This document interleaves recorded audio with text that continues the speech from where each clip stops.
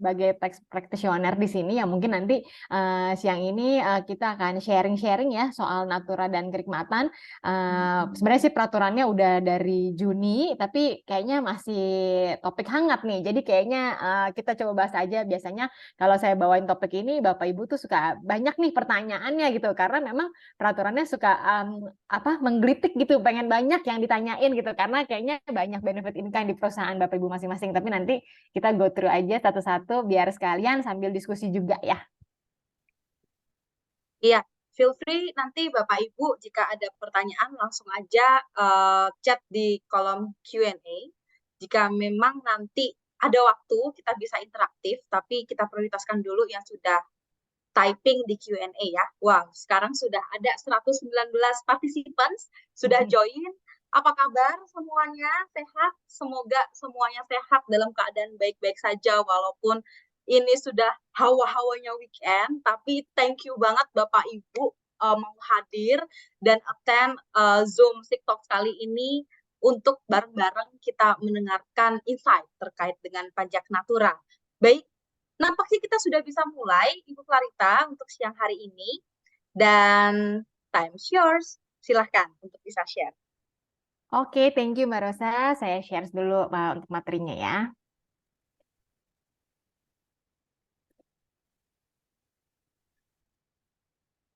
Oke, mungkin udah terlihat Mbak Rosa? Sudah? Udah ya? Oke. Jadi mungkin kita mulai aja topik hari ini ya. Nah, jadi mungkin Bapak Ibu mungkin pas lagi masuk dan saya buka bahan materi, mungkin bertanya-tanya ya, Bu, kok kenapa sih gambarnya kayak gini? Emang ini kita lagi mau materi apa nih? Mau sharing session apa? Kok gambarnya permen, ada gambar smile-nya? Emang topiknya anak-anak atau apa nih? Gitu. Nah, waktu saya persiapin presentasi ini, saya tuh kepikiran. Saya lihat gambar ini, saya berharap sebenarnya kalau muka Bapak Ibu hari nih sedih, bingung, nggak tahu nih tentang peraturan ini. Saya harapin dengan adanya TikTok ini, dengan saya sebagai pembicara di sini dan membawakan materi tentang natura dan kenikmatan ini, sehingga membuat Bapak Ibu tuh kayak, oh oke, sekarang saya tahu ya, oh ya, oh gini tuh. Dan mungkin Bapak Ibu nanti juga bisa tanya, kayak akhirnya mendapatkan jawaban. Semoga saya juga bisa menjawab. Dan kemudian Bapak Ibu terakhirnya happy karena kayak oh sekarang saya udah tahu nih ini tuh untuk ini, oh ini peraturannya begini dan segala macamnya. Nah, tapi saya yakin banget pertanyaan tentang natura dan kenikmatan tuh biasanya suka banyak banget kan karena ini case by case detail ya. Jadi maksudnya nggak cuma satu selesai gitu. Biasanya case by case. Jadi akan banyak banget nanti mungkin akan ada pertanyaan-pertanyaan yang belum bisa saya jawab atau misalnya yang tidak sempat saya jawab. Nanti di akhir presentasi saya memberikan alamat email saya dan di dalam LinkedIn juga saya di tag oleh TikTok. Jadi mungkin kalau ada pertanyaan lanjutan silahkan Bapak Ibu untuk mengontak saya. Oke. Nah, kita langsung mulai aja ya. Oke, jadi ini saya ambil presentasinya itu kalau mungkin Bapak Ibu yang sudah familiar ini memang dari website resmi DJP yaitu www.pajak.go.id. Jadi memang saya menggunakan slide atau materi resmi yang berasal dari pajak agar pengertian kita sama ya sesuai dengan DJP. Nah, jadi ini pertama pembahasannya adalah perbedaan undang-undang yang sebelumnya dengan undang-undang yang baru. Nah, kalau kita bahas dulu ya konsep dasarnya. Jadi kalau dasarnya kita paham, nanti semoga ke depannya jadi lebih mudah untuk memahaminya. Saya yakin sih sebenarnya Bapak Ibu pasti udah banyak yang paham ini, tapi nggak apa-apa kita kulik dari dasarnya dulu aja.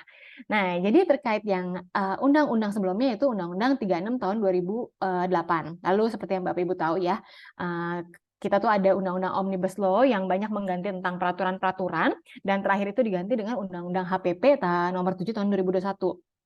Jadi mungkin untuk Bapak Ibu yang ada di sini, natura dan kenikmatan itu tuh impact-nya tuh dua, yaitu satu terhadap perusahaan, sama kedua adalah sebagai orang atau pihak yang menerimanya atau biasanya pegawai, karyawan atau pemberi jasa seperti itu. Nah, jadi di undang-undang sebelumnya biaya natura dan kenikmatan itu tidak dapat dikurangkan bagi pemberi kerja. Nah, kecuali atas penyediaan makan dan minuman untuk seluruh pegawai, natura dan kenikmatan di daerah tertentu, dan natura kenikmatan yang berkaitan dengan pelaksanaan pekerjaan. Kenapa sih dulu nggak bisa dikurangin ya gitu? Nah, sebenarnya itu adalah tidak dapat dikurangkan di dalam beban atau biayanya perusahaan, karena natura dan kenikmatan itu sifatnya adalah pemberian bukan dalam bentuk uang. Pembentukannya dalam bentuk, kalau kita suka bilangnya kayak kenikmatan. Jadi nggak dapat uangnya, tapi dapat nih rasa nikmatnya gitu lah. Nah, jadi makanya nanti di slide-slide berikutnya saya juga akan jelaskan definisinya dari natura dan kenikmatan biar pemahaman kita jelas ya.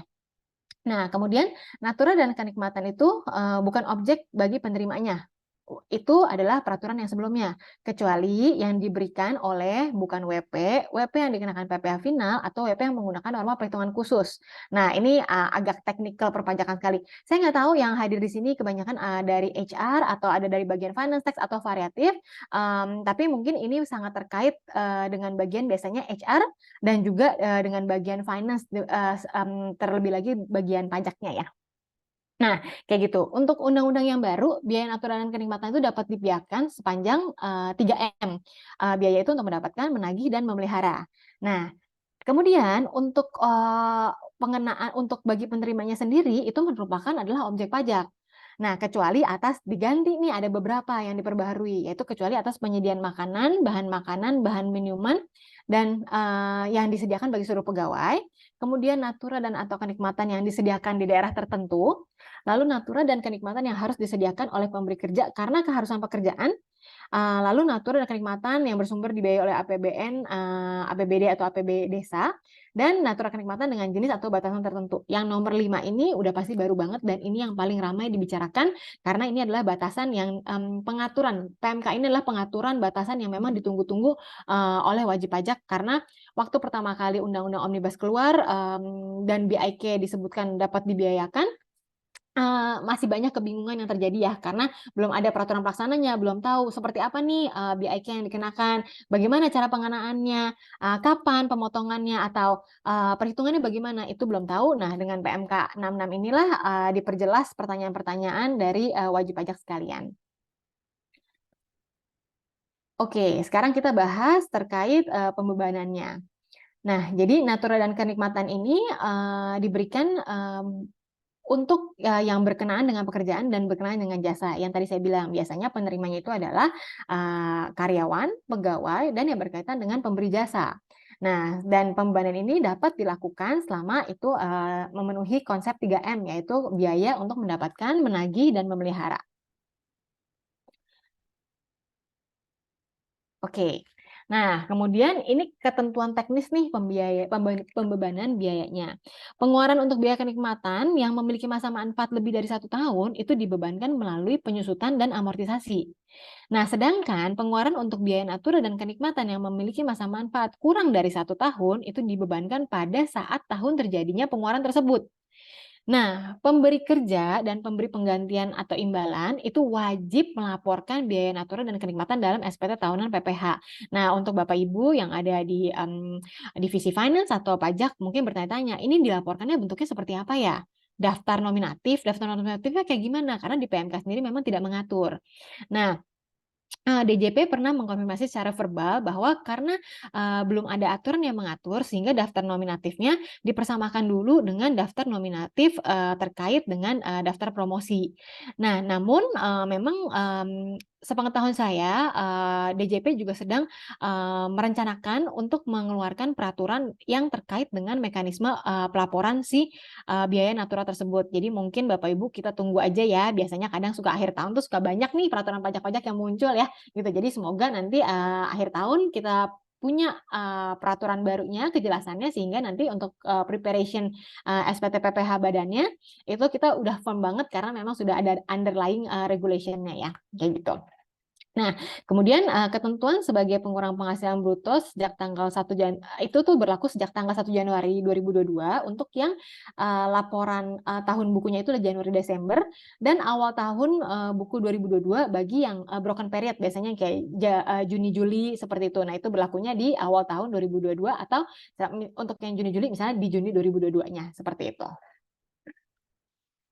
Oke, nah sekarang kita bahas terkait ruang lingkupnya. Nah, ini dibahas nih tentang objek pajaknya. Jadi di sini kenapa di-capture-nya di bagian 4 ayat 1 huruf A, B, dan N spesial ya gitu. Pasti ada artinya nih Kenapa nggak semua A, B, C, D, F, G gitu? Karena ada nih yang memang mau di-highlight. Jadi kalau untuk yang A, itu adalah Bapak Ibu, ini tolong disimak ya. Jadi penggantian atau imbalan berkenaan dengan pekerjaan atau jasa yang diterima diperoleh termasuk gaji, upah, tunjangan, honorarium, komisi, bonus, gratifikasi, uang pensiun, atau imbalan dalam bentuk lainnya termasuk natura dan kenikmatan kecuali ditentukan lain dalam undang-undang ini. Sehingga biasanya Bapak Ibu banyak banget nih yang tanya, kalau reimbursement ini, reimbursement itu, yang pengeluaran ini, pengeluaran itu. Nah, ini kena nggak ya pajak atas natura dan kenikmatan? Karena sejak adanya peraturan ini sebenarnya tuh pertanyaan natura dan kenikmatan tuh jadi melebar banget, meluas banget kemana-mana kayak gitu. Nah, kita harus balik dulu ke konsep awalnya, yaitu natura dan kenikmatan itu adalah penggantian atau imbalan yang berkenaan dengan pekerjaan atau jasa, tapi tidak diterima dalam bentuk uang, tidak diterima dalam bentuk gaji, upah atau tunjangan. Seperti itu Bapak Ibu. Jadi kalau Bapak Ibu pertanyaannya meluas, melebar kemana-mana, saya paham banget karena memang kita biasanya worry ya sama semua yang sekarang bentuknya natura, kenikmatan, itu gimana ya semuanya ya gitu. Tapi nanti tolong saya tekankan di sini, jadi kita balik dulu ke konsep awalnya bahwa natura dan kenikmatan itu adalah diberikan sehubungan dengan imbalan, yaitu imbalan karena karyawan telah melakukan pekerjaannya sebagai karyawan, kewajibannya, dan juga untuk orang-orang yang melakukan pekerjaannya berkaitan dengan jasa, sehingga ada imbalan yang diberikan dan diberikan dalam bentuk natura dan kenikmatan dan bukan merupakan uang, seperti itu.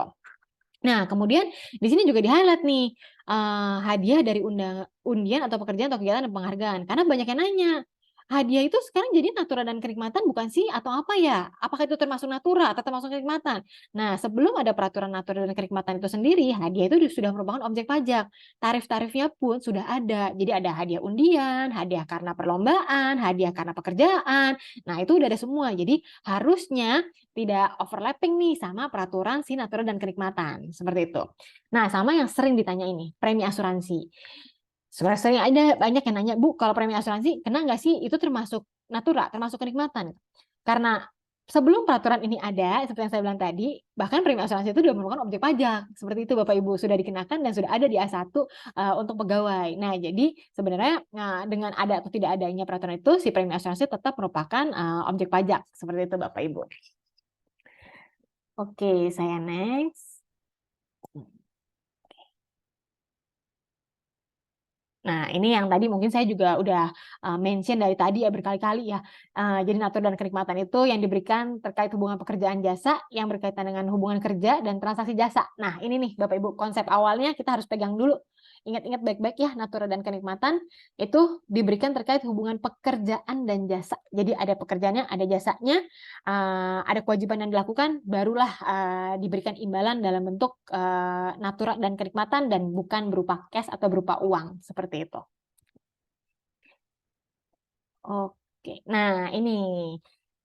Jadi kalau Bapak Ibu suka tanya, apa sih bedanya natura dan kenikmatan? Bukan sama aja ya? Atau bedanya di mana nih? Nah, ini. Natura itu penggantian atau imbalan dalam bentuk barang selain uang. Jadi bentuknya barang ya Bapak Ibu ya. Jadi kalau di sini contohnya adalah pemberian mobil dinas. Atau misalnya kalau Bapak Ibu di kantornya atau di perusahaannya ada yang pemberian dalam bentuk sembako, beras, gula, segala macam. Pokoknya bentuknya itulah benda dan barang. Seperti itu. Lalu kemudian kalau kenikmatan itu adalah penggantian atau imbalan dalam bentuk hak pemanfaatan fasilitas dan layanan. Nah, sampai di bold nih, hak pemanfaatan fasilitas dan layanan. Jadi apa aja nih? Contohnya fasilitas mobil dinas, fasilitas apartemen, fasilitas sport club. Nah, itu semuanya dalam bentuk fasilitas dan bukan bentuk benda yang diberikan, sehingga itu namanya adalah kenikmatan. Nah, kita masuk nih ke bagiannya yang udah agak seru nih, timeline. Jadi, kalau Bapak Ibu sadar dari awal, ini tuh ada timeline-nya dari 1 Januari 2022 sampai Juli 2023 ya. Jadi itu dimulai dari Undang-Undang HPP nomor 7 tahun 2021, itu yang menyebutkan bahwa pemberi natura dan kenikmatan wajib potong PPh dan penerima natura dan kenikmatan wajib menghitung dan melaporkannya dalam SPT tahunan. Tapi saat itu hanya general ya, jadi peraturan hanya mengatur general sehingga banyak sekali ketidakjelasan baik mekanismenya, tarifnya, pemotongannya, pengaturannya, waktunya, pelaporannya itu masih belum jelas sama sekali sehingga baru belum ada yang berlaku lah seperti itu. Nah, kemudian di tanggal 20 Desember 2022 itu keluarlah PP 55 tahun 2022. Jadi PP 55 2022 itu menyatakan bahwa jika pemberi belum melakukan pemotongan PPh natur dan kenikmatan pada tahun 2022, maka penerima wajib menghitung dan melaporkan sendiri di SPT tahunan 2022. Nah, di 1 Januari 2003, pemberi natur dan kenikmatan itu wajib potong PPh, penerima natur dan kenikmatan wajib hitung dan lapor di SPT tahunan. Nah, tapi kan pada saat ini Bapak Ibu, mungkin Bapak Ibu yang tahu dan sadar itu bahwa peraturannya juga belum state sangat jelas nih bagaimana pemotongannya. Ada memang beberapa wajib pajak yang saya ketahui sangat konservatif, mereka sudah memilih ya udahlah kita melakukan pemotongan sesuai dengan perhitungan masing-masing. Nantinya mau lebih bayar, kurang bayar, nggak apa-apa. Pokoknya saya mau melakukan pemotongan dulu. Namun ada wajib pajak yang memilih untuk menunggu karena peraturannya juga belum jelas, belum diketahui mekanismenya seperti apa. Jadi mungkin better kita wait and see dulu kali ya daripada nanti kita salah. Nah, balik lagi Bapak Ibu kalau mempertanyakan hal tersebut, saya mungkin akan menjawabnya adalah sebenarnya itu adalah resiko yang akan harus diassess di masing-masing perusahaan untuk ditanggung di kemudian hari gitu. Jadi seperti apa nih resiko profil dari masing-masing perusahaan Bapak dan Ibu seperti itu. Nah, lalu yang ditunggu-tunggu itu adalah akhirnya si PMK 66 ini keluar nih di 1 Juli 2023. Nah, di PMK 66 ini memang juga agak ada sedikit yang unik ya gitu. Jadi ada pasal yang agak sedikit mungkin bertabrakan gitu. Nah, jadi di PMK 66 ini disebutkan bahwa natura dan kenikmatan pada tahun 2022 itu adalah bukan objek PPh. Nah, padahal di PP 55 itu adalah merupakan objek PPh dan sudah dikenai wajib untuk dikenai pajak dan dilaporkan dalam SPT. Nah, namun ketika PMK 66 ini terbit, banyak berita atau kalau Bapak Ibu lihat di sosial media, di media banyak yang mewawancari DJP dan memang dikonfirmasi secara verbal bahwa tahun 2022 itu belum terhutang PPh untuk natura dan kenikmatan dan belum perlu dilaporkan di SPT tahunan pribadi masing-masing pegawai, sehingga apabila sudah dipotong atau apabila perusahaan sudah melakukan pemotongan atau wajib pajak pribadi telah melakukan pemotongan sendiri, itu boleh dilakukan tax refund atau pengembalian pajak seperti itu. Nah, di dalam PMK 66 ini karena diterbitkan 1 Juli 2023 dan berlaku surut sejak 1 Januari 2023, maka disebutkan bahwa dari 1 Januari 2023 sampai 1 Juli pemberi itu dikecualikan dari pemotongan. Tapi natura dan kenikmatan sudah merupakan objek pajak, sehingga penerima natura dan kenikmatan wajib menghitung dan melapor SPT tahunnya sendiri apabila pemberi tidak melakukan pemotongan pajak atas natura dan kenikmatan yang diberikan. Nah, sedangkan untuk sejak 1 Juli 2023 ke belakang, pemberi itu sudah memiliki kewajiban untuk melakukan pemotongan PPh dan penerima natura dan kenikmatan wajib untuk menghitung dan melaporkannya dalam SPT tahunan. Nah, jadi kalau dalam prakteknya Bapak Ibu tanya, jadi bagaimana ya? Ini tapi kan pegawai-pegawai di perusahaan saya ini tidak terlalu paham loh, ini pemotongannya gimana? Apakah mereka potong sendiri atau bagaimana ya gitu. Nah, ada perusahaan-perusahaan yang akhirnya memilih oke mereka melakukan pemotongan dari bulan Januari walaupun mereka tidak berkewajiban. Tapi tidak berkewajiban bukan berarti mereka tidak dapat melakukan pemotongan. Jadi mereka boleh saja melakukan pemotongan, namun mereka sebenarnya tidak memiliki kewajiban itu. Jadi seandainya mereka tidak melakukan pun tidak ada denda atau apapun untuk si pemberi kerja atau si perusahaan, karena memang kewajibannya diberatkan atau diberikan kepada si penerima dari natura dan kenikmatan itu sendiri. Oke, next. Nah, ini natura dan kenikmatan yang dikecualikan dari objek PPh. Mungkin tadi kalau Bapak Ibu ingat, ini tuh tadi yang kita ada 5 poin ya yang baru, yang saya bilang ini ada di peraturan di undang-undang yang baru, ini 5 poin natura dan kenikmatan apa sih yang dikecualikan dari objek PPh. Nah, yang ini detailnya. Jadi yang pertama adalah makanan, bahan minuman dan atau minuman bagi seluruh pegawai. Kalau yang untuk nomor poin 1 ini sudah berlaku dari undang-undang yang sebelumnya atau undang-undang yang lama. Natura dan kenikmatan yang disediakan di daerah tertentu ini juga masih mengikuti yang lama, namun ada beberapa pasal dan beberapa ketentuan yang memang diperbaharui. Nah, ini kemudian yang ketiga adalah natur dan kenikmatan yang harus disediakan oleh pemberi kerja dalam pelaksanaan pekerjaannya. Nanti kita bahas detail, salah satunya adalah seragam, keselamatan kerja, dan yang lainnya. Dan yang keempat itu adalah natura dan atau kenikmatan dengan jenis dan atau batasan tertentu. Nah, ini yang tadi saya bilang, yang ditunggu-tunggu Bapak Ibu, karena inilah threshold yang dicari, dinanti-nantikan terkait dengan kejelasan peraturan, aturan, dan kenikmatan. Kemudian yang di bawah, yang terakhir adalah natura dan atau kenikmatan yang bersumber atau dibiayai APBN, APBD, atau APBD desa, seperti yang tadi saya mention di depan. Oke. Nah, kita bahas satu persatu dulu ya di sini ya Bapak Ibu ya. Jadi maksudnya untuk biar kejelasannya. Nah, ini untuk makanan, minuman, dan atau pegawai bagi seluruh pegawai. Yang kayak gimana sih yang dikecualikan? Nah, ini ada ketentuannya nih. Jadi makanan atau minuman yang disediakan bagi pemberi kerja di tempat kerja. Di tempat kerja ya, maka di highlight, di bold itu di tempat kerja gitu, bukan di tempat lain gitu. Kupon makanan atau minuman bagi pegawai yang karena sifat pekerjaan tidak dapat memanfaatkan pemberian sebagaimana masuk angka 1, itu boleh digunakan kupon. Jadi konsepnya itu adalah makanan dan minuman yang diberi pemberi kerja, diberi perusahaan di tempat kerja itu sendiri. Jadi di perusahaan, di pabrik, atau di tempat kerja Bapak Ibu sekalian.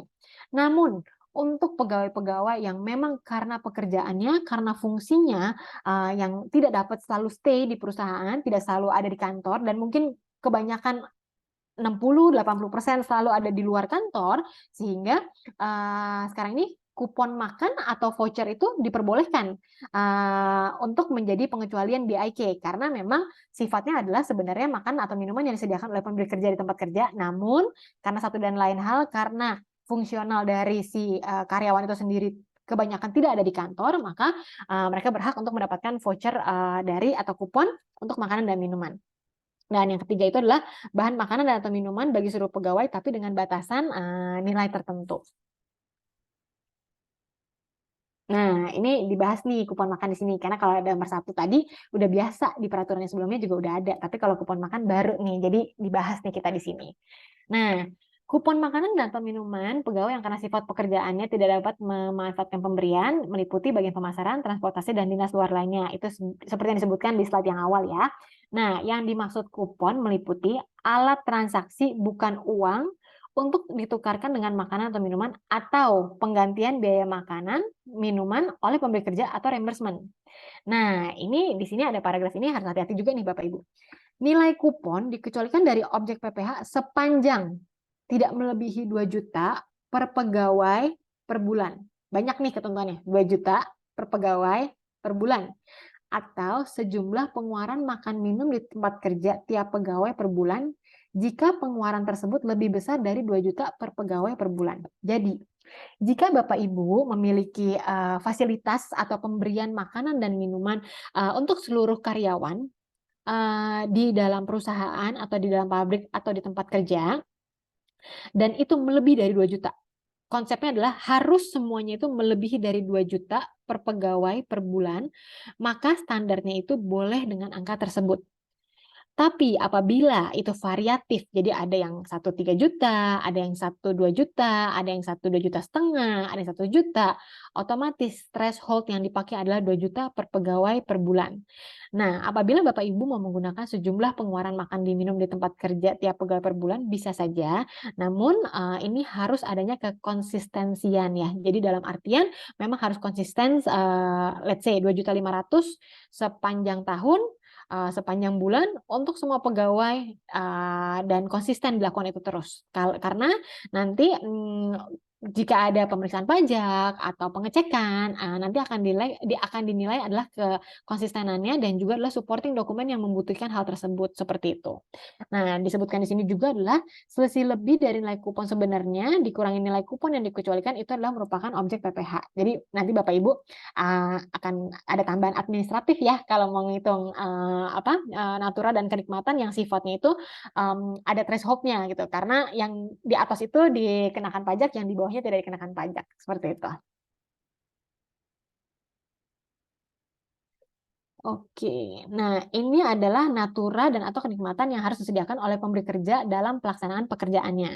Nah, natura dan kenikmatan ini adalah sehubungan dengan keamanan, kesehatan, dan atau keselamatan pegawai yang memang diwajibkan oleh kementerian atau lembaga berdasarkan ketentuan peraturan perundang-undangan.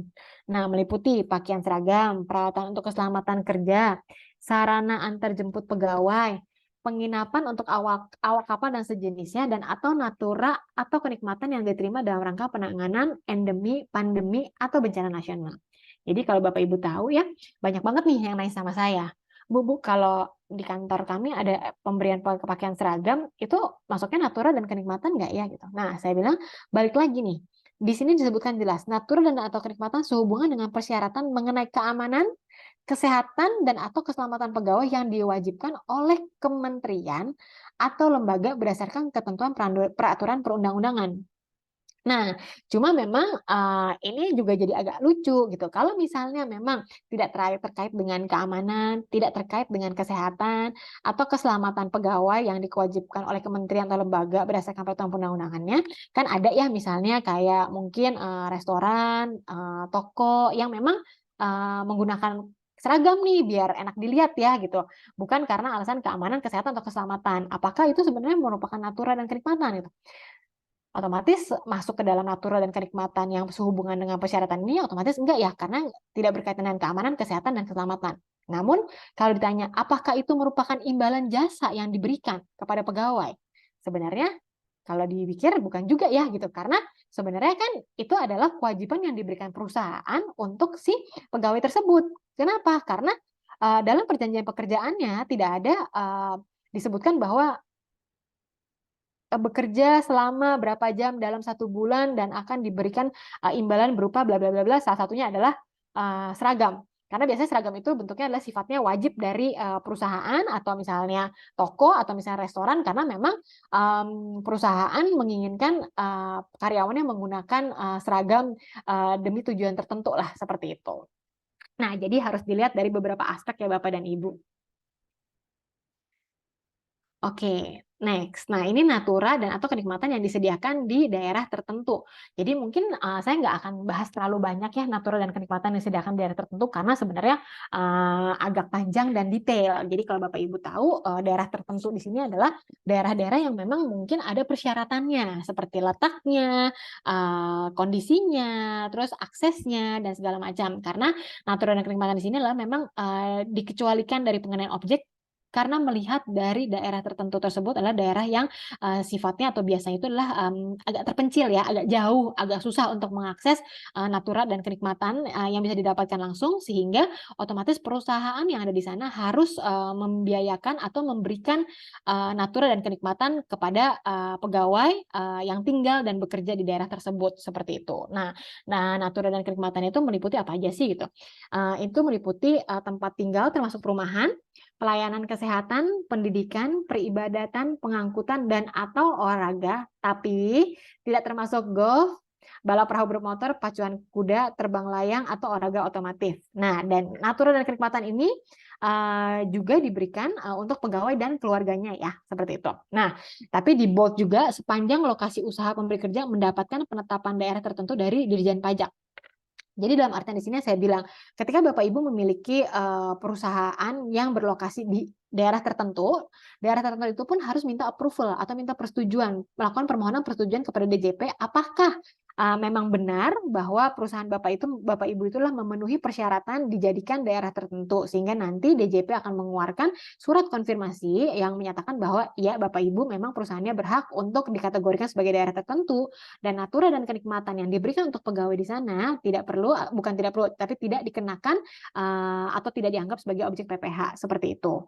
Nah, kemudian saya juga mau meng-highlight di nomor F ya, olahraga tidak termasuk golf, balap perahu motor, pacuan kuda, terbang layang atau olahraga otomotif. Jadi memang di sini sifatnya itu adalah bukan natura dan kenikmatan yang bukan objek, itu adalah biasanya yang diberikan kepada seluruh karyawan, tidak memandang levelnya atau tidak memandang statusnya, dan bukan untuk yang mewah.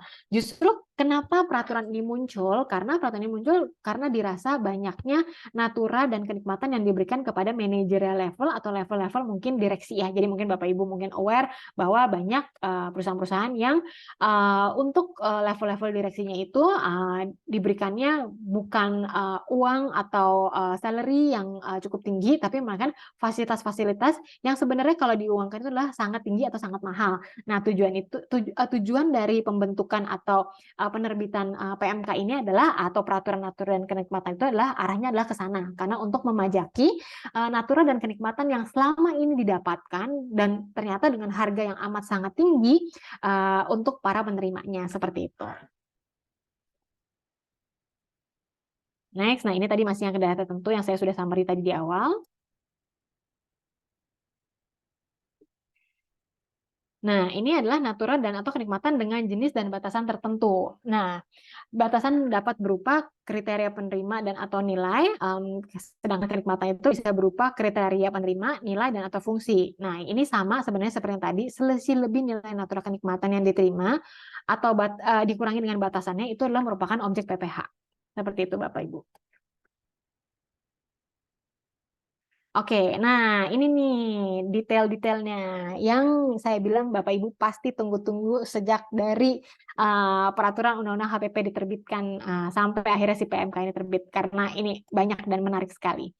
Oke, di sini kita bahas satu-satu ya, satu persatu. Jadi di sini sebutkan bingkisan dari pemberi kerja antara lain berbentuk bahan makanan, bahan minuman dalam makanan atau minum dalam rangka hari besar keagamaan meliputi Hari Raya Idul Fitri, Natal, Nyepi, Waisak atau Imlek itu bukan merupakan objek PPH selama diterima atau diperoleh oleh seluruh pegawai. Nah, kunciannya jadi Bapak Ibu kalau lihat di sini dari DJP pun juga udah kasih highlight untuk yang menjadi penekanan nih. Seluruh dalam hari raya keagamaan. Nah, yang bagian highlight nanti kalau Bapak Ibu lupa, Bapak Ibu langsung ke website DJP, pengen lihat lagi baca, jangan lupa lihat yang di bold itu biasanya ditekankan, jadi harus diperhatikan baik-baik. Nah, terus kemudian yang kedua adalah bingkisan dari pemberi kerja yang disediakan selain dalam rangka hari raya keagamaan sebagai di mana disebut di nomor 1. Jadi kadang kan ada bingkisan yang diberikan bukan dalam hari raya keagamaan ya. Nah, ini diatur boleh menjadi bukan objek PPH atau objek pajak penghasilan selama diterima atau diperoleh pegawai dan secara keseluruhan bernilai tidak lebih dari 3 juta per pegawai per tahun pajak. Dan Bapak Ibu di sini ini tidak di bold sih memang, tapi tulisannya dan ya. Jadi ketika dan itu adalah berarti kedua syarat tersebut harus dipenuhi agar agar bisa menjadi bukan objek PPH kayak gitu. Nah, kemudian yang ketiga adalah peralatan dan fasilitas kerja yang diberikan pemberi kerja kepada pegawai untuk pelaksanaan pekerjaan antara lain komputer, laptop, telepon, seluler atau handphone beserta penunjangnya seperti pulsa dan sambungan internet. Ini ketentuannya adalah selama diterima atau diperoleh pegawai dan menunjang pekerjaan pegawai. Jadi banyak banget nih waktu saya ingat banget kekhawatiran Bapak Ibu ya waktu pertama kali ini muncul. Aduh gimana ya saya punya handphone, saya punya laptop, ini dikenain dong ya laptop saya ini termasuk natura dan kenikmatan nggak ya? Kalau nanti perhitungannya gimana ya? Wah waktu itu awal-awal heboh banget gitu karena ini kan belum keluar ya. Jadi banyak nih pertanyaan-pertanyaan tentang natura kenikmatan yang terkait dengan laptop, tentang dengan handphone seperti itu. Nah cuma dengan peraturan ini akhirnya sudah diperjelas ya seperti itu. Oke, terus next untuk yang berikutnya. Nah, berikutnya adalah fasilitas pelayanan kesehatan dan pengobatan dari pemberi kerja. Nah, ini bukan menjadi objek pajak PPH asal diterima atau diperoleh seluruh pegawai dan diberikan dalam rangka penanganan kecelakaan kerja, penyakit akibat kerja, kedaruratan penyelamatan jiwa, atau pengobatan lanjutan sebagai akibat kecelakaan kerja dan atau penyakit akibat kerja. Semuanya yang berkaitan dengan pekerjaannya. Kalau dari tadi Bapak Ibu mungkin lihat dan sadari bahwa konsep P3M itu adalah selama yang berhubungan dengan pekerjaan, maka itu bisa menjadi beban dari perusahaan dan dengan batasan-batasan tertentu bukan objek PPH seperti itu.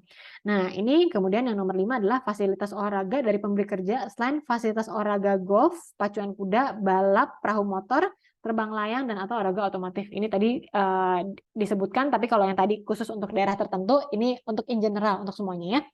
Ketentuannya juga sama, yaitu diterima atau diperoleh pegawai dan secara keseluruhan benar tidak lebih dari 1,5 juta per pegawai per tahun pajak. Yang tadi saya bilang Bapak Ibu hati-hati karena thresholdnya banyak dan di setiap section ya, di setiap BIK, di setiap natura dan kenikmatannya beda-beda thresholdnya. Jadi harus hati-hati, diingat-ingat, dibuka-buka lagi peraturannya atau dibuka lagi website DJP online-nya biar nggak salah ketika melakukan perhitungan PPH-nya.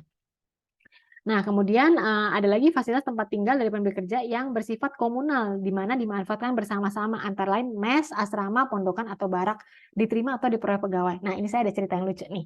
Jadi, waktu ada salah satu sosialisasi dengan DJP, waktu ditanyakan, Pak, gimana ya Pak kalau perusahaan memberikan fasilitasnya apartemen, bukannya mes, bukannya asrama, tapi apartemennya juga bukan buat saya sendiri, asramanya itu, sorry, apartemennya itu buat 4 sampai 5 orang, itu dianggapnya sebagai apa ya, Pak, ya, gitu. Nah, jawaban DJP di situ adalah, bersifat komunal itu adalah lebih dari 2 orang. Jadi begitu lebih dari 2 orang, otomatis itu merupakan sesuatu yang fasilitas yang diterima sifatnya komunal dan bukan merupakan objek PPH. Nah, tapi saya ini kan asesmennya berbeda-beda ya Bapak Ibu ya. Saya nggak tahu nanti dalam yang saya bilang biasanya itu kan apakah akan menjadi dispute di pemeriksaan pajak atau enggak, atau misalnya get along. Nah, itu saya nggak tahu karena memang itu dijawabnya secara verbally ya, sifatnya adalah apartemen, tapi bukan yang masif komunalnya, bukan yang 100 orang, misalnya 50 orang yang banyak, tapi yang sedikit lah jumlahnya. Nah, tapi dijawab oleh DJP secara verbal adalah seperti itu. Oke, next. Nah, ini adalah fasilitas tempat tinggal dari pemberi kerja yang hak pemanfaatannya dipegang oleh perorangan atau individual, antara lain apartemen atau rumah tapak. Kalau ini memang khusus spesifik untuk satu orang ya, bukan apartemen tapi beramai-ramai. Nah, ini diterima atau diperoleh oleh pegawai, jadi makanya tidak ada kata-kata seluruh pegawai ya. Jadi diterima atau diperoleh oleh pegawai dan secara keseluruhan bernilai tidak lebih dari 2 juta per pegawai per bulan. Nah, threshold-nya hati-hati diperhatikan ya Bapak Ibu. Lalu kemudian adalah ada fasilitas kendaraan dari pemberi kerja. Itu bukan merupakan objek PPH apabila diterima atau diperoleh pegawai yang tidak memiliki penyertaan modal pada pemberi kerja dan memiliki rata-rata penghasilan bruto dalam 12 bulan terakhir sampai dengan 100 juta per pegawai per bulan dari pemberi kerja. Hati-hati ya, ini adalah rata-rata penghasilan bruto dalam 12 bulan terakhir. Nah, kalau Bapak Ibu lihat di peraturannya itu juga ada contoh-contohnya. Jadi kalau Bapak Ibu mau untuk lebih detailnya, Bapak Ibu bisa merefer ke sana untuk melihat detail contoh perhitungannya seperti itu. Dan kemudian yang terakhir, bukan yang terakhir, belum terakhir nih ternyata, ada lagi fasilitas iuran kepada dana pensiun yang pendanaan telah disahkan oleh OJK yang ditanggung pemberi kerja. Ini diterima atau diperoleh pegawai ya. Dan fasilitas peribadatan antara lain musola, masjid, kapel, atau pura yang diperuntukannya semata-mata untuk kegiatan peribadatan itu juga bukan objek PPH. Lalu ini yang tadi saya bilang, nomor 11, seluruh natur atau kenikmatan yang diterima atau diperoleh di tahun 2022 itu bukan merupakan objek PPH. Jadi nanti kalau Bapak Ibu yang memang suka baca peraturan, lihat detailnya, Bapak Ibu akan lihat bahwa ada salah satu pasal yang menyebutkan bahwa memang sejak 2022 tersebut natur dan kenikmatan merupakan objek pajak, tapi di pembatasannya itu disebutkan bahwa seluruh natur dan kenikmatan yang diterima atau diperoleh tahun 2022 bukan merupakan objek PPH seperti itu.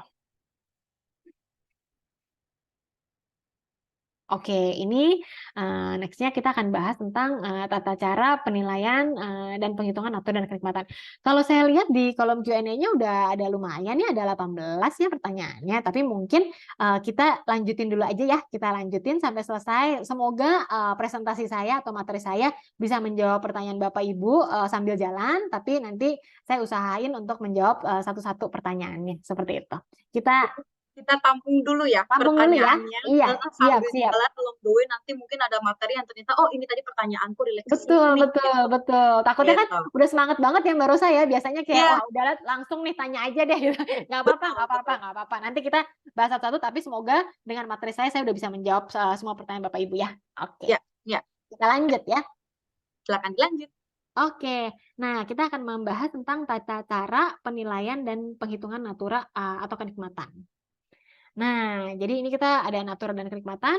Natura di sini dinilai berdasarkan nilai pasar, sedangkan kenikmatan itu adalah jumlah biaya yang dikeluarkan atau seharusnya dikeluarkan. Nah, dalam hal natura merupakan barang yang dari semula ditujukan untuk diperjualbelikan oleh pemberi dalam bentuk tanah dan atau bangunan dinilai berdasarkan nilai pasar. Sedangkan untuk selain tanah dan bangunan dinilai berdasarkan harga pokok penjualannya. Nah, di sini tuh ada yang di-highlight kalau Bapak Ibu lihat adalah dalam hal natura merupakan barang yang dari semula ditujukan untuk diperjualbelikan oleh pemberi. Jadi artinya adalah memang barang ini niatnya awalnya adalah ditujukan oleh perusahaan untuk diperjualbelikan, bukan untuk diberikan ke karyawan. Kalau dalam bentuk tanah dan bangunan, maka dinilainya berdasarkan nilai pasar. Sedangkan kalau selain tanah dan bangunan, dinilainya berdasarkan dengan harga pokok penjualannya. Nah, lalu untuk kenikmatan, penilaian atas kenikmatan dengan masa pemanfaatan lebih dari 1 bulan yang diberikan sehubungan dengan pekerjaan dilakukan setiap bulan selama masa pemanfaatan kenikmatan.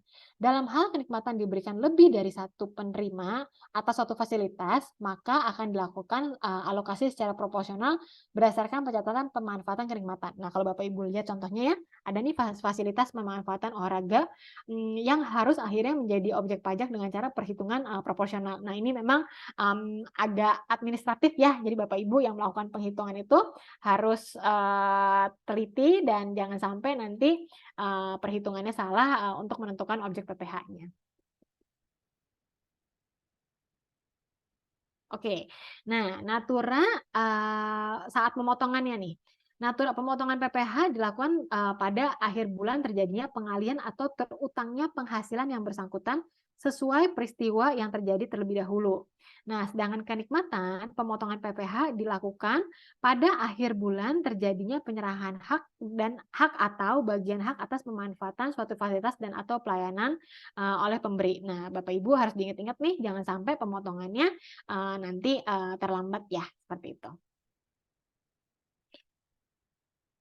Oke, natura dan kenikmatan Januari sampai Juni 2023. Nah, penggantian imbalan sehubungan dengan pekerjaan atau jasa dalam bentuk natura dan kenikmatan yang diterima atau diperoleh pada masa pajak Januari sampai dengan masa pajak Juni dikecualikan dari pemotongan PP 23. Dari pemotongan PPh, sorry.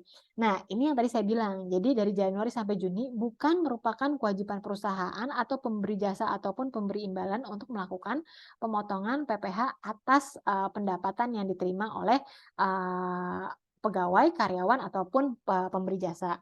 Namun, apabila dari tanggal 1 Januari sampai dengan Juni 2023 belum dilakukan pemotongan tersebut, maka penerima pendapatan, karyawan, pegawai, atau pemberi jasa itu wajib untuk melakukan perhitungan dan pembayaran sendiri dan dilaporkan dilaporkan oleh penerima dalam SPT PPh. Jadi mungkin di sini agak hati-hati ya Bapak Ibu ya yang memiliki pendapatan berupa natura dan kenikmatan karena karena sebelum Juli 2023 pemberi jasa atau pemberi imbalan itu tidak berkewajiban. Jadi kalau mereka tidak melakukan pemotongan itu bukan merupakan kesalahan mereka, tapi itu merupakan kewajiban Bapak Ibu untuk melakukan perhitungan dan penyetorannya sendiri seperti itu.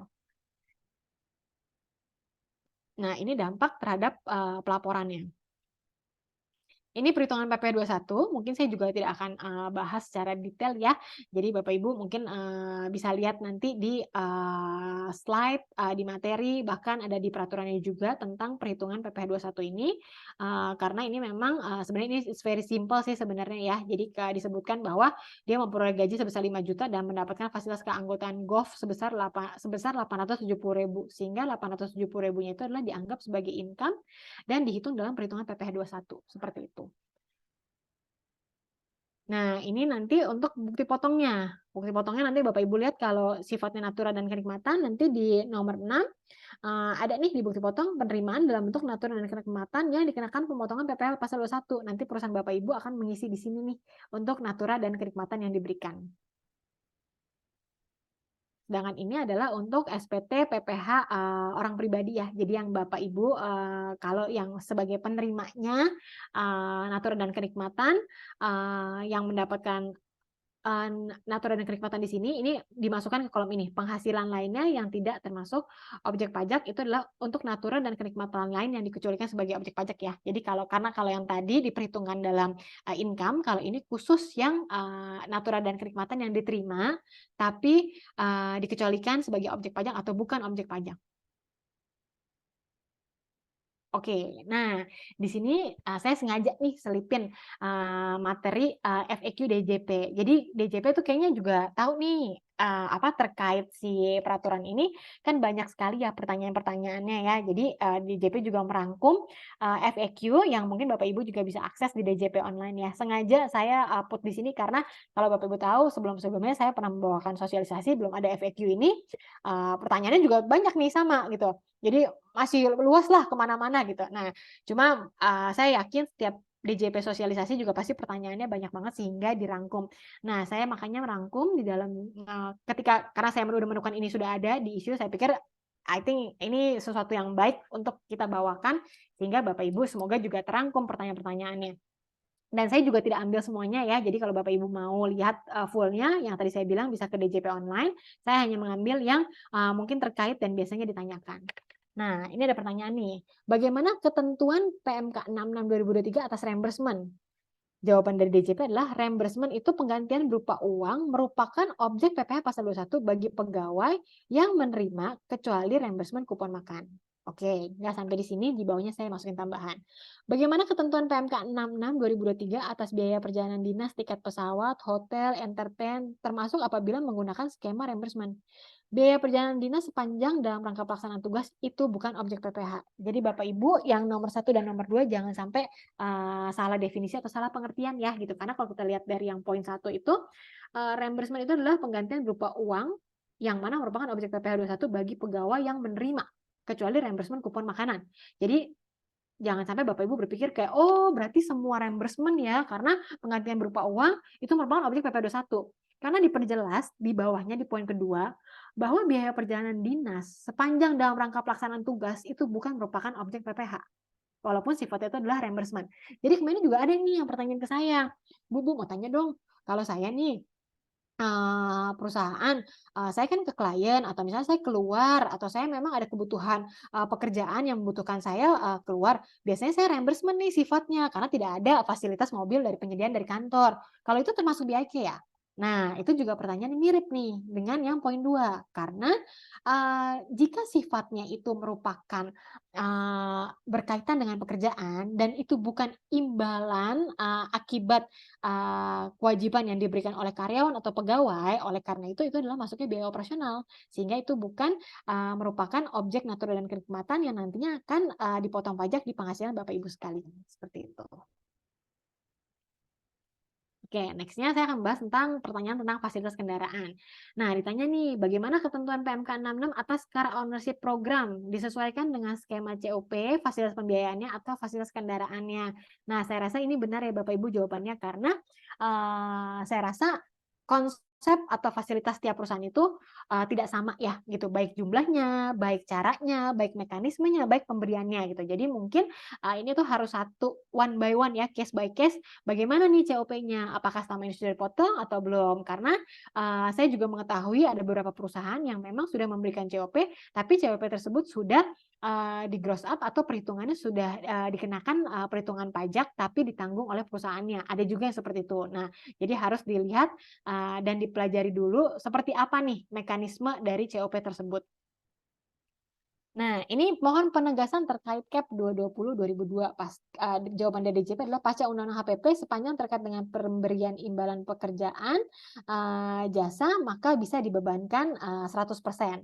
Nah, ini terkait dengan handphone, dengan kendaraan, itu bisa dibebankan dengan 100% asal terkait dengan pekerjaan ya Bapak Ibu sekalian. Nah, disebutkan di sini juga apa batasan memiliki penyertaan modal atas fasilitas kendaraan dari pemberi kerja. Belum ada batasan kepemilikan modal sepanjang terdapat penyertaan kepemilikan berupa saham atau selain saham. Jadi artinya adalah kalau tadi Bapak Ibu ingat fasilitas kendaraan itu persyaratannya itu adalah harus yang bukan objek pajak itu adalah jika tidak memiliki penyertaan modal dan penghasilan bruto rata-ratanya itu adalah sampai dengan 100 juta. Tapi jadi adanya pertanyaan, berapa nih penyertaan modal yang disyaratkan di sana?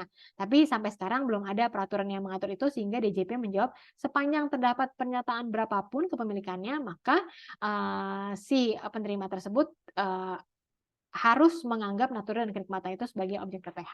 Seperti itu. Nah, ini untuk biaya 3M, mendapatkan, menagih, dan memelihara penghasilan. Batasan 3M itu dijawabnya adalah sesuai dengan pasal 6 dan pasal 9 Undang-Undang PPh. Jadi kalau Bapak Ibu lihat adalah ini masih sama adalah biaya-biaya apa saja yang termasuk biaya 3M. Nah, itu biasanya banyak ya, jadi biaya operasional, biaya gaji, terus kemudian, biaya yang terkait dengan, jasa, pemberian jasa, asal semuanya itu adalah terkait dengan sifatnya untuk mendapatkan, menagih, dan memelihara penghasilan dari perusahaan tersebut. Nah, ini dia juga ditanyakan apa batasan perbedaan pengeluaran natural dan kenikmatan versus pengeluaran untuk operasional. Tidak ada perbedaan sepanjang itu semua adalah memenuhi 3M. Oke, nah ini tentang lain-lainnya nih. Apa batasan seluruh pegawai dengan pegawai dinas luar lainnya atas natura atau kenikmatan berupa makanan dan minuman? Pegawai yang karena sifat pekerjaan tidak dapat memanfaatkan pemberian sebagaimana dimaksud pada huruf A meliputi pegawai bagian pemasaran, bagian transportasi, dan bagian dinas luar lainnya. Jadi mungkin Bapak Ibu banyak yang bertanya, Pak tolong dong definisinya lebih spesifik. Yang dapat voucher seluruh untuk natura dan kenikmatan tuh dinas luar seperti apa ya? Nah, ditegaskan di sini adalah bagian pemasaran, bagian transportasi, dan bagian dinas luar lainnya. Nah, ini mungkin untuk yang bagian dinas luar lainnya dibutuhkan justifikasi dari Bapak Ibu sekalian, karena apakah sifatnya memang dinas luar atau seperti apa, kayak gitu. Nah, lalu ini yang tadi saya juga udah jawab ya, udah infokan di sebelumnya bagaimana bentuk daftar nominatif yang harus dilaporkan dalam SPT PPh Badan.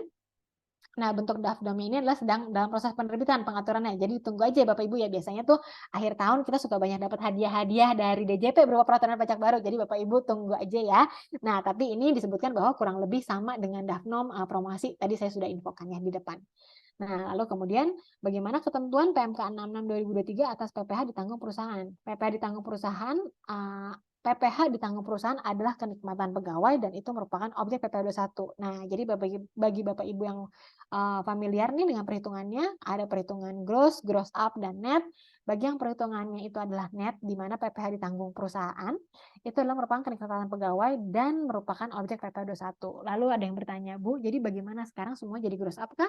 Jadi gross atau bagaimana? Nah, itu saya kembalikan kepada keputusan dari perusahaan masing-masing, karena itu harus di-assess ulang bagaimana. Karena sebetulnya terkait salary, terkait kompensasi itu agak sensitif ya, gitu. Sebagai pegawai, karyawan, atau penerima imbalan pasti nggak ada yang mau ini jadi berkurang gitu loh. Nah, jadi biasanya ada juga perusahaan-perusahaan yang memilih untuk PPh yang ditanggung perusahaan itu dianggap sebagai natura dan kenikmatan, tapi kemudian di gross up sehingga pajaknya ditanggung perusahaan. Atau ada juga perusahaan-perusahaan yang mengganti metodenya menjadi metode gross up. Nah, untuk ini perusahaan Bapak Ibu harus melakukan assessment terlebih dahulu dan melihat mana yang paling cocok untuk perusahaan Bapak Ibu sekalian, seperti itu.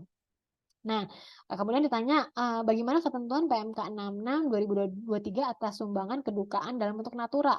Nah, sumbangan kedukaan bukan objek PPh 21. Itu tadi seperti saya bilang ya. Jadi Bapak Ibu nanti kalau mau bertanya atau misalnya setelah sesi ini bingung, aduh gimana, ingat-ingat aja kata saya bahwa natura dan kenikmatan itu adalah imbalan dari pemberian jasa atau kewajiban yang dilakukan oleh pegawai atau pemberi jasa. Jadi kalau tidak ada kewajiban yang dilaksanakan harusnya itu adalah bukan natura dan kenikmatan. Dan sedangkan sumbangan itu adalah jelas tanpa diberikannya kewajiban atau tanpa dilakukannya pekerjaan pun sumbangan itu tetap dapat diberikan untuk keadaan hal-hal tertentu sehingga itu bukan merupakan objek PPh natura. Dan mungkin juga saya pertegas di sini untuk yang berkaitan dengan pekerjaan itu juga harus tekankan ya. Jadi apalagi tadi juga yang 3 poin itu terkait dengan hadiah dan terkait dengan premi asuransi itu juga biasanya yang banyak dipertanyakan. Nah, sekian ini FAQ dari yang saya rekap untuk Bapak Ibu sekalian. Sesi presentasi saya sudah selesai. Di sini saya mencantumkan nama dan alamat email saya seperti yang saya sebutkan di awal.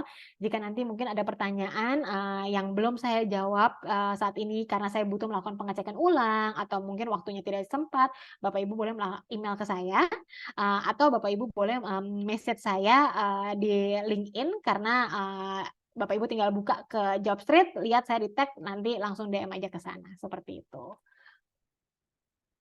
Baik, luar biasa. Kalau misalkan ini adalah event offline, saya langsung applause nih, Bu Clarita. Karena penjelasannya dalam 1 jam, kurang dari 1 jam, udah padat banget dan banyak banget materi yang kita bisa serap. Dan Semoga nggak selanjutnya, kecepatan ya Bapak Ibu ya. karena banyak banget materinya, jadi harus kayak dipadatkan gitu ya, Bu Clarita. That's fine, nggak apa-apa. Dengan segala keterbatasan webinar online ini, kita coba untuk menjawab satu persatu pertanyaan yang sudah dilayangkan atau diketikkan di kolom Q&A. Tadi Bu Clarita sudah disclaimer ya, jika ada suatu pertanyaan yang harus dikaji ulang, nanti silahkan find out Bu Clarita melalui email untuk bisa mendapatkan jawaban after research, nanti Bu Clarita bisa research dulu gitu. Mm-mm. Alright, untuk pertanyaan yang pertama dari Ibu Ellen, kalau pajak kendaraan itu termasuk natura nggak ya? Kalau penyusutan kendaraan, BBM, dan lain-lainnya masuk ke natura tidak ya? Kalau kendaraan juga ada asuransinya, apakah asuransinya juga termasuk natura? Oke. Terima kasih Bu Ellen pertanyaannya. Jadi kalau pajak kendaraan itu termasuk natura nggak ya? Gitu. Itu tergantung ya Bu Ellen. Seperti yang saya tadi bilang, biasanya kan di dalam melakukan agreement dengan perusahaan itu pasti ada ya disebutkan apa saja yang akan didapatkan oleh karyawan tersebut. Nah, apakah disebutkan bahwa pajak kendaraan akan nanti ditanggung oleh perusahaan, lalu kemudian kendaraannya pun juga diberikan oleh perusahaan. Lalu kemudian penggantian reimbursement kendaraan BBM. Karena kalau reimbursement kendaraan BBM di sini apakah berkaitan dengan pekerjaan saja gitu? Karena kalau berkaitan dengan pekerjaan saja bisa saja masuknya ke biaya operasional. Tapi kalau misalnya kendaraan dan BBM, jadi misalnya mobilnya itu bisa digunakan di luar jam kantor. Jadi dapat digunakan kemana saja gitu loh. Otomatis kan harusnya itu memang adalah natura dan kenikmatan yang diberikan oleh perusahaan, istilahnya fasilitas lah. Jadi tidak hanya digunakan untuk kerja, tapi juga bisa digunakan untuk pada saat weekend dan segala macam. Nah, itu bisa jadi dikenakan oleh natura kenikmatan. Dan baik lagi yang saya bilang, itu harus melihat apakah ini termasuk kompensasi yang memang disetujui di dalam agreement pertama kali perusahaan membuatnya itu bersama pegawainya. Seperti itu. Oke, tapi mungkin nanti akan bisa beda juga ya ceritanya jika kendaraannya hanya difasilitaskan di office aja. Jadi misalkan tidak bisa dibawa Betul. pulang ke rumah, itu nanti harus dikaji, tergantung Iya, case-nya ya Bu betul. Marita ya. Betul, betul. Alright, lanjut ya. Di sini ada pertanyaan dari Ibu Julia Changistu. Kalau premi asuransi kesehatan yang diberikan kantor, apakah penerima premi asuransi dikenakan pajak natura juga? Ini menyambung juga pertanyaan dari Ibu Rima. Kalau BPJS Ketenagakerjaan itu termasuk natura atau tidak ya? Oke, Coba jadi bisa Bapak Ibu dijawab dengan singkat. mungkin makasih pertanyaannya Bu Julia dan Bu Rima yang tadi saya udah sebutkan di presentasi saya nih gitu. Makanya pasti ini kejawab nih tadi kalau yang premi asuransi ya, karena saya udah bilang premi asuransi itu adalah objek PPh walaupun sebelum peraturan natura dan kenikmatan ini keluar. Nah, jadi premi asuransi kesehatan yang diberikan kantor itu sudah merupakan objek PPh dan itu dapat dilihat di A1 masing-masing pegawai. Apakah penerima premi asuransi dikenakan pajak natural juga? Jawabannya adalah tidak, karena memang sudah dikenakan di dalam penghasilan dari pemberi kerja tersebut sudah dipotong pajak seperti itu. Kalau BPJS Ketenagakerjaan itu termasuk natura atau tidak ya? Jawabannya juga sama karena BPJS Ketenagakerjaan itu ada yang partially itu dibayarkan oleh perusahaan dan dikurangkan dari penghasilan dari pegawai. Oleh karena itu sebenarnya ini sudah tidak termasuk lagi dalam objek natura dan kenikmatan. Oke, jadi kalau misalkan, kalau tidak salah, BPJS Ketenagakerjaan kan sudah diatur dalam undang-undang ya, bahwa jika kita memperkerjakan seseorang, sebisa mungkin untuk bisa dipercatatkan juga gitu ya. Jadi itu tidak termasuk objek Betul, natura gitu ya Bu Clarita ya. betul. Baik, Pak Mulyanto, ini ada ini juga ada pertanyaan, apakah nanti bisa diberikan langsung contohnya? Tadi kurang lebih apa yang sudah disampaikan oleh Bu Clarita langsung dikasih contoh ya Bu Clarita. Jadi silakan, tergantung subjek yang mana nih yang akan ditanyakan contohnya. Baik, ini ada juga dari Bapak Mario. Terkait penyediaan makanan dan minuman. Kalau normalnya tidak ada disediakan penyediaan makanan dan minuman. Namun ketika perjalanan dinas, karyawan bisa melakukan reimbursement. Apakah itu menjadi objek pajak juga? Terima kasih Pak Mario pertanyaannya. Masuk nih Pak tadi ke pertanyaan yang di FAQ juga, reimbursement terkait dengan bisnis trip ya. Nah, karena ini berkaitan dengan perjalanan dinas Pak dan bisa dibuktikan ini adalah merupakan bisnis trip, oleh karena itu ini bukan merupakan natura dan kenikmatan dan ini merupakan biaya operasional karena terkait dengan pekerjaan atau 3M. Nah, biasanya nih Pak saya kasih tambahan sedikit nih. Biasanya yang suka jadi dispute itu adalah ketika ada pemeriksaan pajak itu adalah pembuktian bahwa memang ini benar merupakan biaya dinas perjalanan. Jadi harus ada tuh Pak. Jadi kayak di sana misalnya let's say pergi ke Surabaya atau misalnya pergi ke Singapura dalam rangka apa? Misalnya dalam rangka seminar atau ketemu dengan vendor segala macam. Harus ada tuh Pak pembuktiannya kalau adanya pemeriksaan atau pengujian dari kantor pajak. Jadi misalnya acaranya lah, minutes of meeting-nya lah, korespondensinya lah, seperti itu. Selama itu memang ada dan bisa dibuktikan, reimbursement untuk makan dan minum saat perjalanan dinas itu merupakan biaya operasional. Oke, baik. Bu Clarita tetap semangat karena ada beberapa pertanyaan lagi yang mungkin saya akan langsung highlight di sini ya. Kita masih ada waktu sebentar. Dari Ibu Darmayanti, nih, jika kupon makan diberikan lebih dari 2 juta rupiah per bulan, misalkan 3 juta.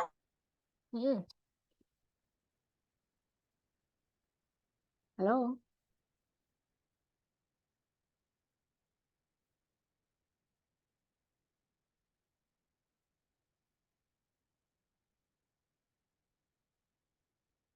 Halo. Halo. Gitu. Halo, ya. Halo, iya, Mbak Rosa tadi sempat freeze ya, yang mungkin saya atau Oke, Mbak Rosa sempat freeze ya?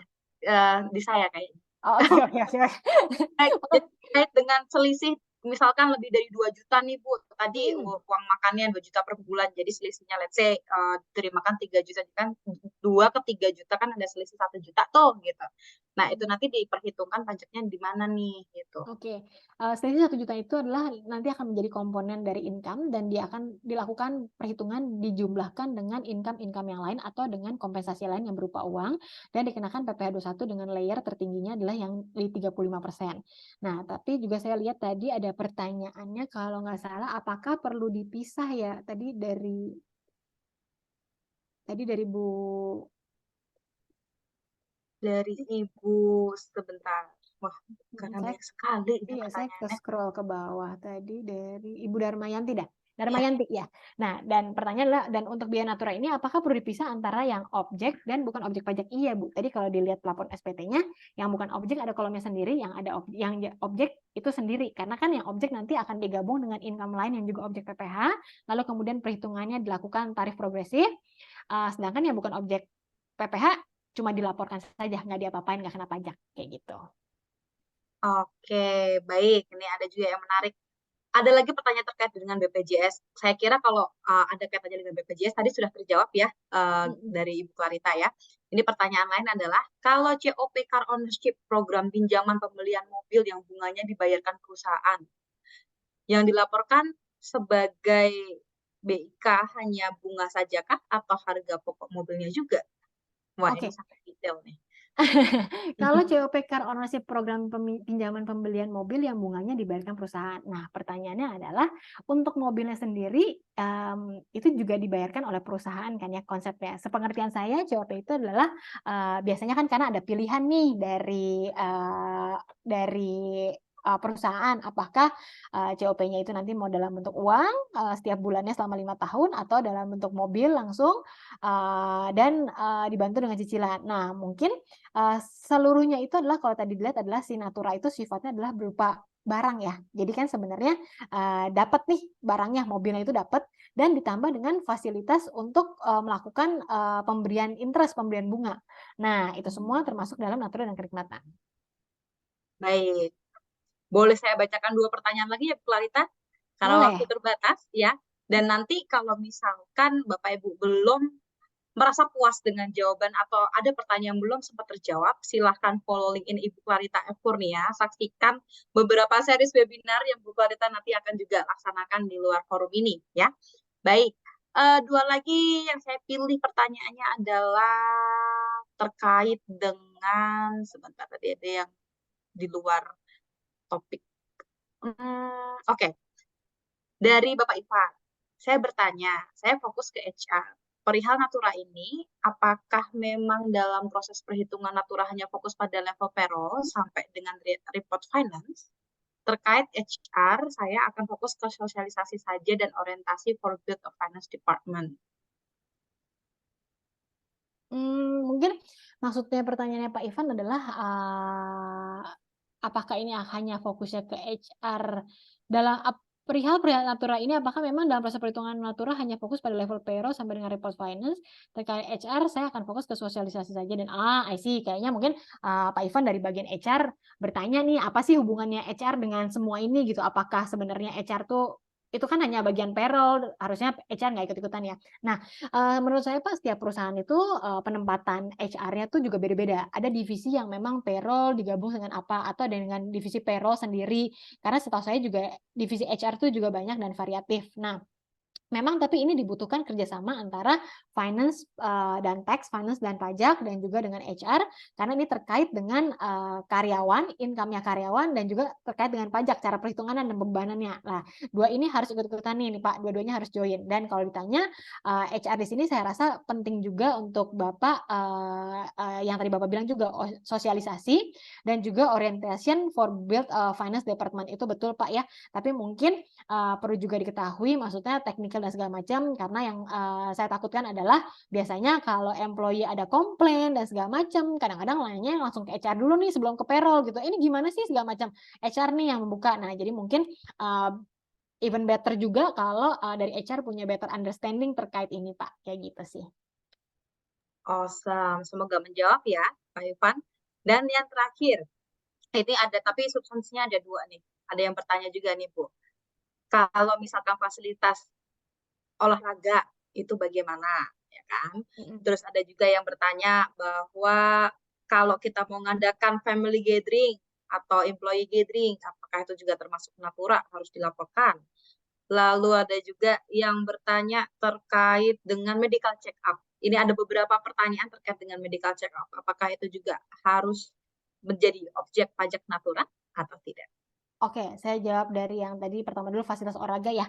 Kalau tadi fasilitas olahraga, kalau Bapak Ibu lihat dan ingat itu tuh ada kolomnya. Jadi ada ketentuan dan batasannya. Tapi yang paling penting kalau fasilitas olahraganya itu golf, yang mewah-mewah, yang berkendaraan bermotor tadi, yang otomotif itu bukan tidak dikecualikan menjadi objek PPh ya. Itu udah pasti jadi objek PPh. Yang dikecualikan adalah dengan threshold tertentu untuk 1,5 juta, seingat saya itu untuk per orang dan per bulan kalau nggak salah. Jadi nanti kita kalau Bapak Ibu lupa itu kita balik lagi nanti ke tabel berikutnya tadi sudah diatur ya untuk yang fasilitas. Nah, kemudian untuk yang kedua adalah sorry apa tadi Mbak Rosa? Ada pertanyaan terkait dengan employee gathering atau family gathering yang dilaksanakan oleh suatu perusahaan itu termasuk harus juga menjadi objek pajak Natura atau tidak? Dan yang Oke. ketiga, medical check up. Oke, kalau untuk employee gathering, saya rasa itu bukan natural dan kenikmatan ya, karena memang itu adalah biaya operasional yang dikeluarkan perusahaan untuk memaintain. Kalau ditanya, Bu, apa sih 3M-nya? Oh, harus di-maintain. Jadi kalau karyawan happy, karyawannya work-life balance-nya terjaga, otomatis kalian karyawan juga semangat untuk bekerja dan akan mengenerate revenue semakin lebih tinggi lagi. Nah, lalu kemudian selain itu biasanya dalam gathering itu pun juga biasanya kan ada kayak training, team building, which is itu adalah sangat berguna untuk mempertahankan atau meningkatkan kinerja kerja di perusahaan seperti itu. Jadi itu bukan merupakan natural dan kenikmatan karena itu sifatnya adalah bukan imbalan atas jasa yang diberikan oleh karyawan. Oke, kemudian yang terakhir itu adalah medical check up. Nah, bentuknya medical check up seperti apa nih gitu. Kalau medical check up-nya berbentuknya reimbursement, medical check up-nya. Karena kan kalau tadi itu adalah sebenarnya lebih ke arah penanggulangan sakit, kecelakaan, atau segala macam ya. Kalau medical check up ini mungkin nanti harus dicek apakah itu diperuntukkan untuk semua karyawan karena sepengalaman saya biasanya medical check up itu tidak untuk seluruh karyawan, tapi harus di-double check ya apakah medical check up itu untuk seluruh karyawan dan bagaimana nih pemberian medical check up-nya, ataukah bentuknya reimbursement kah atau misalnya bentuknya itu adalah pemberian free gitulah, jadi langsung datang ke rumah sakit rekanan seperti itu. Baik, karena keterbatasan ruang dan waktu untuk sore hari ini, selesai sudah sesi Q&A. Silakan langsung bisa raise up untuk pertanyaan selanjutnya atau pertanyaan yang belum sempat terjawab di sini. Tadi saya pilihkan pertanyaan-pertanyaan untuk dijawab itu mewakili beberapa pertanyaan yang diajukan ya. Jadi terkait dengan meals allowance, terkait dengan medical check up, fasilitas yang lain. Jadi Bapak Ibu bisa menyimpulkan dan juga bisa disinkronize dengan materi yang akan kita share. Oke, Bu Clarita, thank you banget. Terima kasih sekali atas kehadirannya. Senang banget loh Jobstreet kedatangan Bu Clarita dan mau share wawasan yang lagi hype ya diperbincangkan di kalangan HR. Sama-sama, terima kasih Mbak Rosa, terima kasih Bapak Ibu semua yang sudah join hari ini, terima kasih. Terima kasih banyak. Dan nantikan kami di Siktalk selanjutnya. Kita akan mengadakan Siktalk dengan topik yang tidak kalah menariknya nanti di tanggal 21 September. Jadi September ini karena September ceria, Siktalk akan dilaksanakan 2 kali dalam 1 bulan ini. Yang pertama adalah baru saja kita saksikan tadi bersama sesi bersama Bu Clarita, yang kedua nanti kita akan ada pembicara yang akan memperbincangkan topik mengenai dengan kontribusi perusahaan untuk menopang perkembangan perusahaan. Jadi untuk support company growth seperti itu. Baik, terima kasih Bapak Ibu. Senang sekali hari ini Rosa bisa membawakan Siktos dan ditemani Bu Clarita juga. Semoga Bapak Ibu semua dalam kondisi sehat dan sampai jumpa di Siktos selanjutnya. Bye, Bye. Happy bye. weekend semuanya. Thank you.